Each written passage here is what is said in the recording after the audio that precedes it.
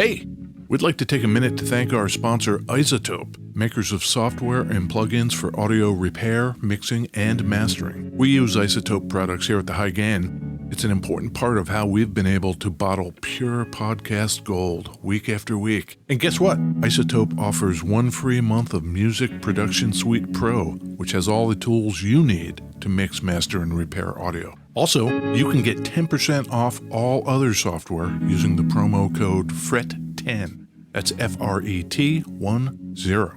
All of this is at isotope.com, IZOTOPE.com.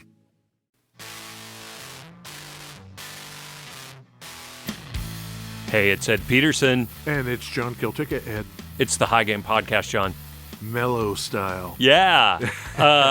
What are we going to talk about today? We're going to talk about guitars. Grandpa guitars. Grandpa guitars. They're rare, but, sometimes you got to show the grandpas a little love. That's right. Sometimes we do it. Yeah. Where are we recording from? Beautiful. West Seattle, Washington. It's a beautiful day again. It is a beautiful day. Okay, that's it. That's all we need to say about that. We don't need to go into anything else. That's all you need to know for a healthy, robust introduction. Love it. Yeah. From time to time, we like to do grandpa guitars, I think, at least in my mind, if they are rare or unusual. I don't know about rare with this guitar. There's a lot of words on the headstock. Yes. But on the unusual tip, this is one of those you pull it out and it's like, oh, that's cool. I've laid around and played around this old town too long. Summer's almost gone, winter's coming on. I've laid around and played around this old town too long, and I feel like I've got to travel on.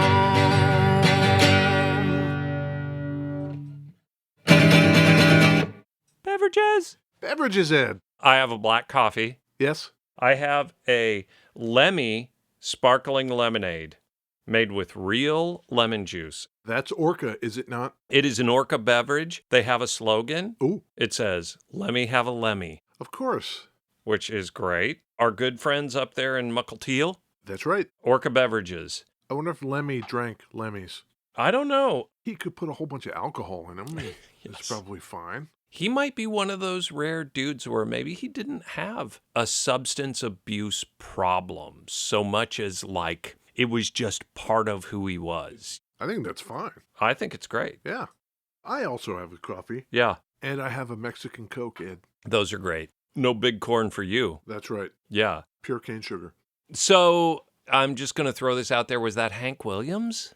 It was not. That song was called Gotta Travel On, Okay. and that was a massive hit for a guy named Billy Grammer. Interesting. Grammer. Grammar. Grammer.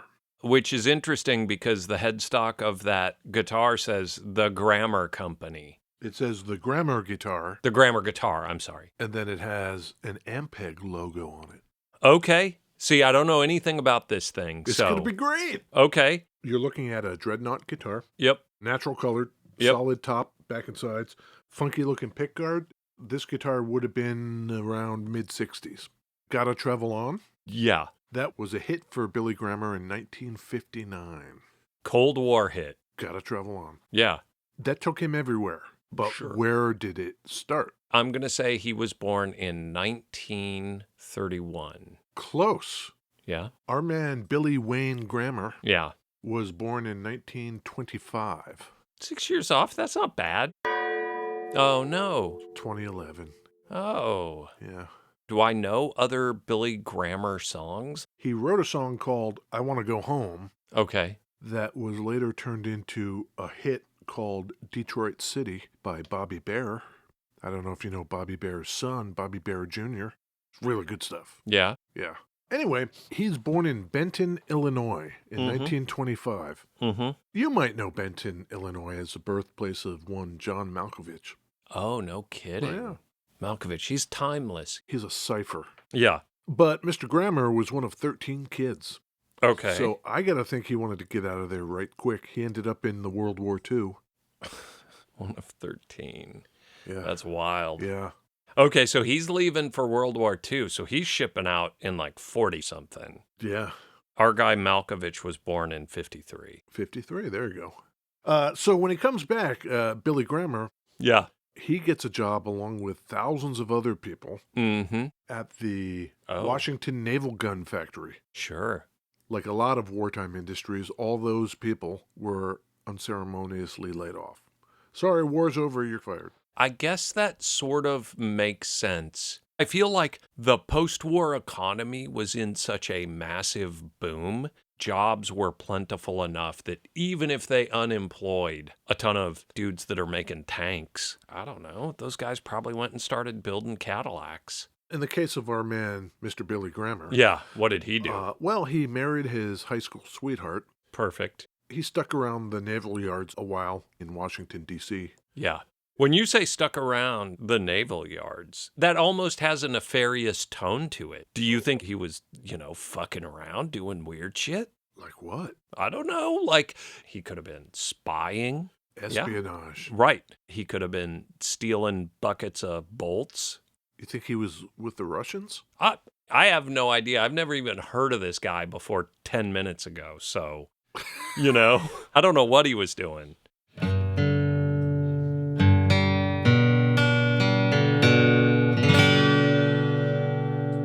That sounds really nice. He makes a mean guitar, this Grammar dude. And I have no reason to doubt that he was a solid American citizen. That's right. Loved his country. That's right. Voted Democrat his entire life. Stand-up dude. I'm going to hold my tongue. Okay. Okay. If that is your general sense of the man, Yeah. then this is going to be fun. Let me go one step further. Yeah. I think he loved his country. Yeah. He loved it so much he was blackballed for being a socialist by the Republicans. There we go. So he gets a job at a radio station in the Washington, D.C. area as a singer on various radio programs that they've got going on. Yeah. After a while, it becomes known that our man, Mr. Grammar, is a mean guitar player. Sure. The radio station guy who's been putting on all these shows is getting sick of their current guitar player anyway because the dude's always late. Mm. So he's like, hey, Billy Grammar, if I can that dude, I'll give you more money to not only sing but play guitar too. Billy Grammar said, yes, please. Yeah. And that's what happened. They canned that dude. Yeah. Parenthetically, that dude they canned for always being late, Roy Clark. Oh, I don't know. I bet Roy Clark, hell of a dude. Is he going to let time dictate place? Is he going to worry about being where you need him to be? Fuck that. Roy Clark's got higher level shit going on. That's right. Fuck your clock. Yeah. Roy Clark, genius. Radio show starts at 2. Let him wait. Right? Yeah, of course. You think he got canned from Hee Haw? No. Hee Haw knew. Roy will show up when Roy wants to show up. One take bangers. Yeah. That's all you get out of Roy. One take Roy. Yeah.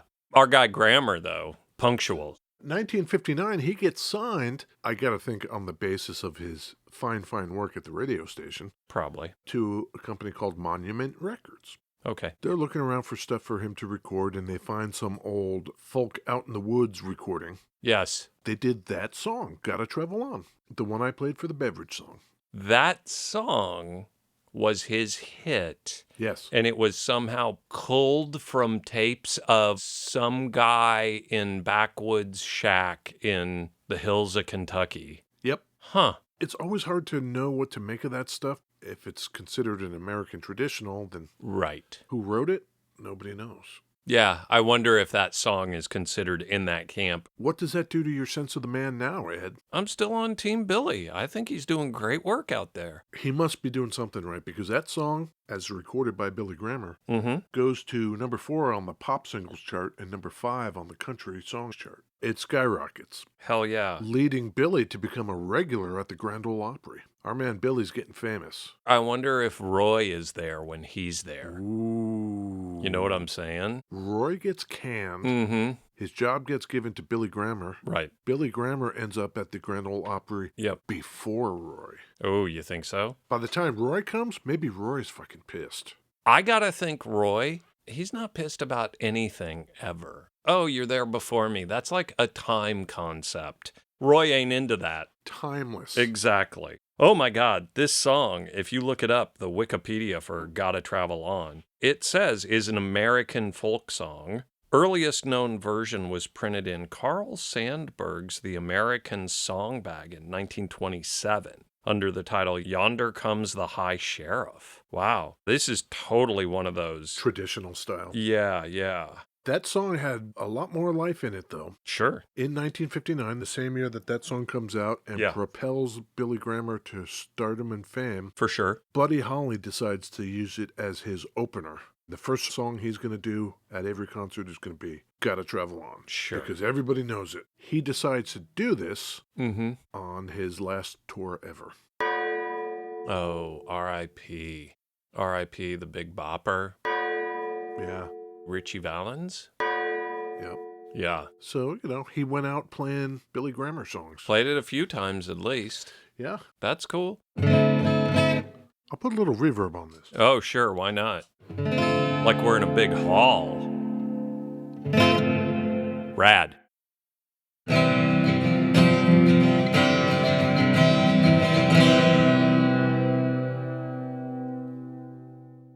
That's pretty nice. Yeah, I like reverb on my vocals. I think we need to record in a bunker, maybe. You throw a little sand on the floor in here, and we're in a bunker. We're there. Yeah. A little sand. Right? Maybe some empty oil drums. Right. Few shell casings on the ground. Yeah. A couple of expired road flares. Yeah. Swinging bare bulb. That's just cool in general. Yeah, I'll have to get that set up. Mm-hmm. So, with all of this fame and fortune... We're back to grammar now. We're back to Billy Graham. Okay. He decides he wants to make his own guitars. That seems like a great plan. Well, he had a problem. Okay. He didn't know anything about how to make guitars. Sure. That is a solvable problem, Billy Graham. Yeah, he happened to have in his personal collection a Martin D18. Okay. And a Gibson J45. Two great guitars. Yeah, and you could learn a lot about how guitars work from looking at those things. Yeah. But Billy, he's not just going to look at those things. Take them apart. He cut each one of them in half. Mm-hmm. Which way? I don't know. He wanted to see what was inside. Yeah. If you actually were going to build one of these things, you're going to want to measure stuff, and a little one of those dentist mirrors is not going to give a fella what he actually needs, would be my guess. And I think Billy, he's not afraid. No. He doesn't care. So he figures it out, and they start building guitars. Great. That was 1965, and they're very unique looking. You mentioned the pickguard. Mm-hmm. It's like pointy and wavy at the same time. Yeah. A lot of them had that pickguard mirrored on the other side. Even better. And some of them had this weird green burst finish, which might not sound good. No, that sounds great. But it is. Nashville loved them.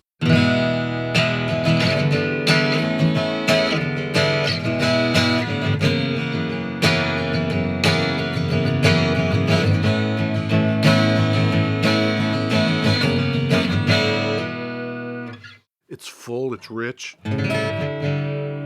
It's really nice. I think I saw a picture somewhere of Dolly Parton playing one. Yeah. Okay, keep going. I've never seen one of these before, so it's one of those things where it's not so common that someone learned like Ed Peterson would know about them. No, yeah, I mean, it's amazing you don't. But, there's a label on the inside. Yeah. Grammar Guitar Company, Nashville, Tennessee. Yeah. Music City, USA. Okay. They didn't make too many because in 1968, the factory burned to the ground. That was the end of the Grammar guitars. Remember when I said I don't think my guy Roy Clark holds a grudge? Yeah.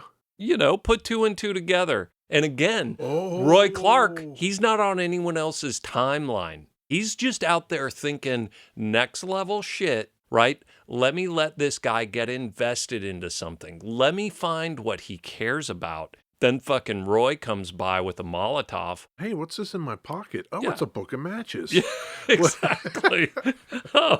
We can only speculate this is allegedly pure conjecture over here from Team High Gain. Yeah. But I'm just saying. So now Billy's got nowhere to make the guitars. Okay. So he sells to Ampeg. Okay. and they take over all the stuff. The label on the inside still says Nashville on it? Yeah. Ampeg sets up to continue making the guitars just down the block from the charred remains of the original Grammar guitar. Don't let Roy know. Set it right back up and keep making the guitars.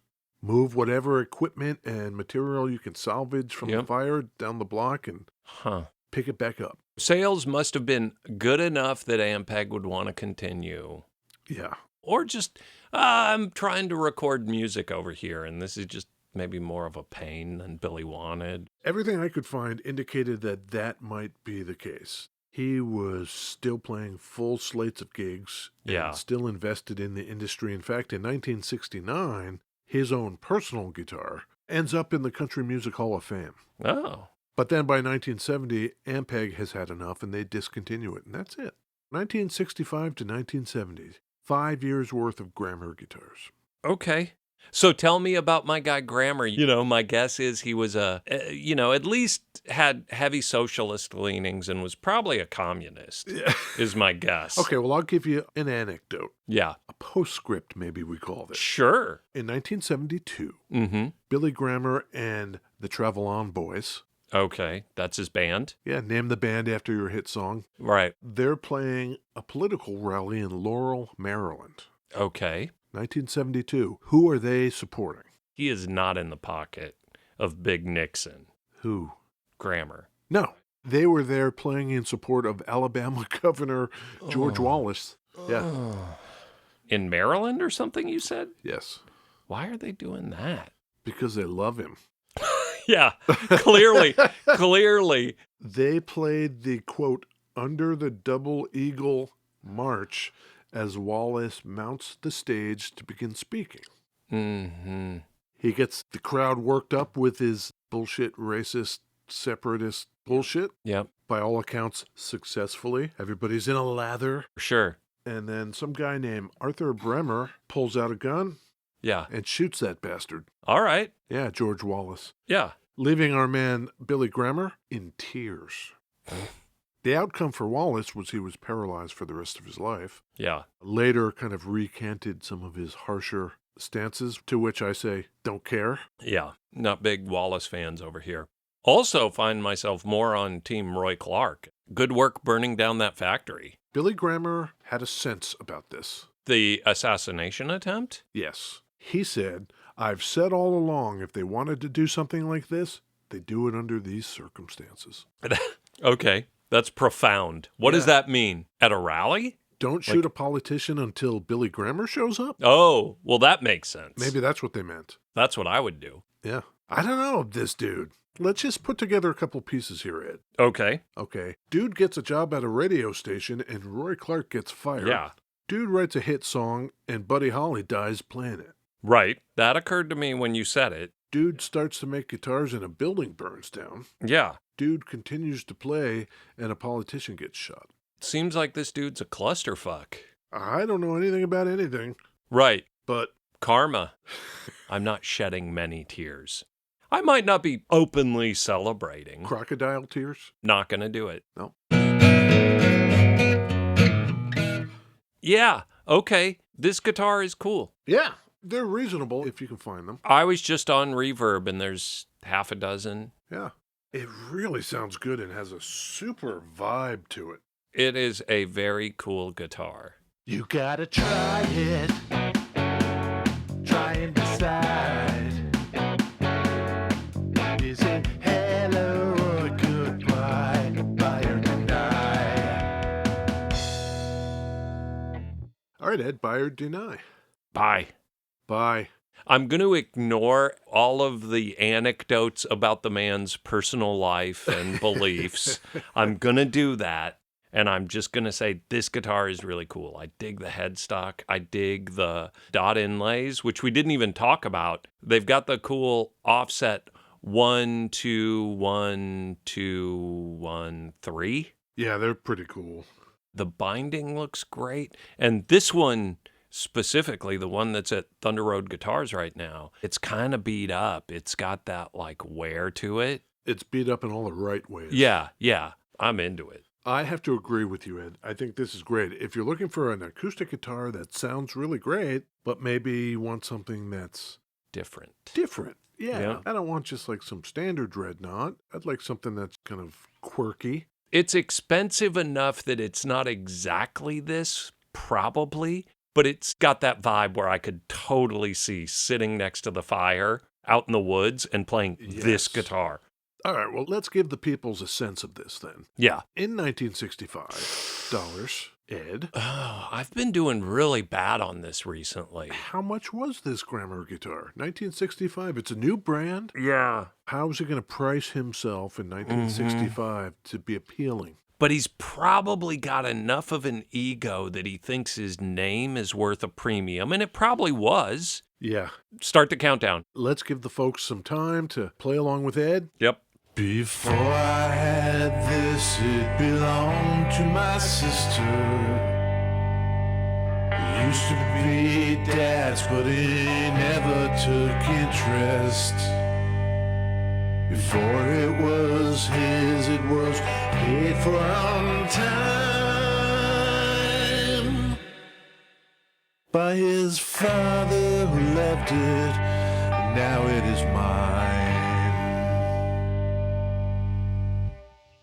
Okay, Ed, what'd you come up with? $284.32. Oh, $395. Whoa, that seems expensive. Like, I can't do the inflation math exactly, but that sounds like $2,700 today. Your instincts are correct, Ed. In today dollars, that's $3,400. God damn. So old Billy Grammer was charging the peoples. He was charging for his name for sure. Or maybe he knew that there was going to be an accident at the factory. Yeah. That is more than I would have thought. Okay. Put that in your pipe and smoke it. Yeah, I guess so. Put that in your pipe and burn a factory down.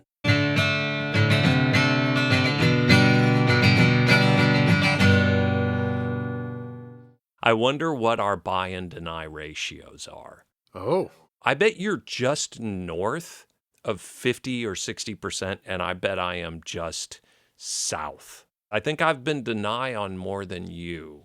we've talked about this before, where I come from the like, what would I tell somebody who's out there looking for a guitar? And then I think about like, okay, personally, do I want this? Mm-hmm. And you're the opposite. I think this guitar would be cool. Just sitting in any room in your house is Yeah. just like, pick it up and play your acoustic guitar. This thing's cool. Yeah. So look at pictures of that, people on the interwebs. Sure. See if you can find pictures of burned down factories in Nashville. Yeah. Whatever. Maybe look at pictures of Roy Clark, because those are fun. I like looking at pictures of Roy Clark. He's a jovial man. He totally is. He's a jovial man out of time. Yep. He seems like he would be a fun dude who can't be locked into your schedule. I'll bet he's a great hang. Yeah. After you do that, Yep. after you go hang with Roy, Yep. go to thehighgain.com, Yep. check us out, Yep. or The High Gain on Instagram. Yeah, maybe go to iTunes, leave that review. Totally leave that review. It's going to take 30 seconds of your time. Just pop in there. Let me write it for you. Oh, John and Ed are amazing, both handsome and smart. oh, This podcast tells me everything I need to know, and it's fun. Type that. perfect. We'll just be sitting here waiting for that to happen, okay? Yeah. Okay, Ed. Bye, John. Bye.